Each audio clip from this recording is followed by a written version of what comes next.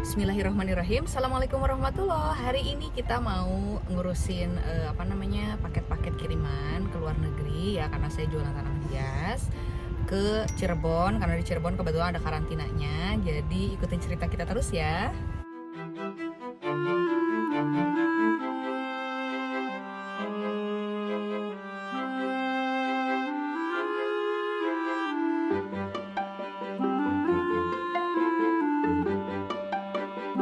Jadi saya mau jelasin kalau misalnya kita mau ekspor itu apa sih yang harus kita persiapkan, apa harus kita lakukan. Jadi ekspor itu pertama kita tuh kayak mengajukan dulu komoditas apa yang mau kita kirim gitu kan. Komoditas apa yang mau kita kirim itu kita ajuin dulu ke Kementerian Pertanian. Di Kementerian Pertanian itu proses sampai akhirnya rilis surat izin pengeluaran ekspor itu adalah sekitar 7-10 hari kerja. Itu prosesnya udah lama ya.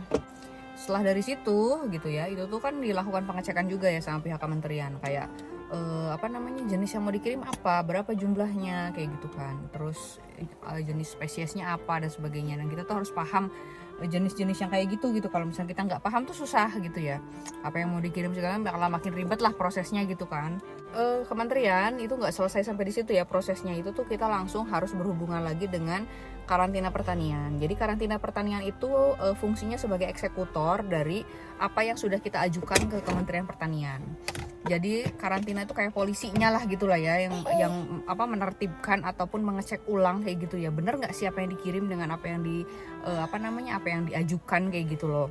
Terus di karantina sendiri kita tuh butuh proses lagi gitu ya, sampai akhirnya kita di approve sekitar 2-3 hari lah gitu ya, pengecekan segala macam gitu, sampai akhirnya di approve sama karantina pertanian dan keluarlah dokumen-dokumen ekspor yang kita butuhin untuk kirim tanaman hias ke luar negeri kayak gitu.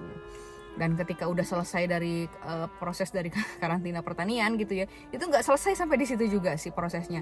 Jadi masih lanjut lagi, yaitu adalah proses selanjutnya adalah pengecekan sama pihak DHL. Jadi di DHL tuh kita lagi-lagi ditanya gitu kan. Nah, ya bukan ditanya sih, maksudnya kita harus ngasih sebuah bukti apa sih yang akan kita kirim kayak gitu kan.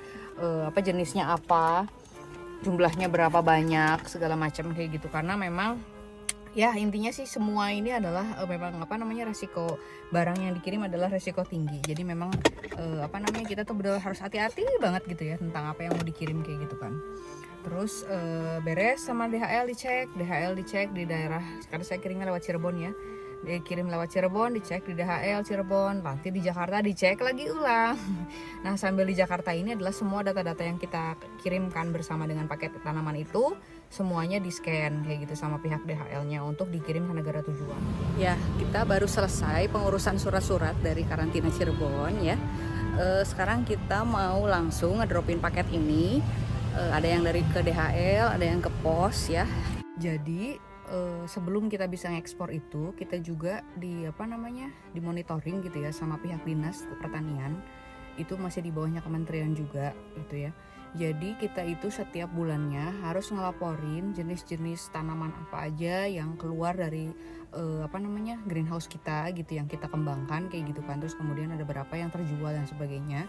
Dan ketika misalnya kayak kita punya tumbuhan induk gitu kan ya, pohon induk yang itu menghasilkan biji, dan bijinya itu kan jadi tanaman-tanaman kecil, tumbuh menjadi tanaman kecil, itu pun dilaporin gitu. Jadi setiap jumlahnya dari setiap anakan itu kita laporin ke kementerian, ke dinas pertanian.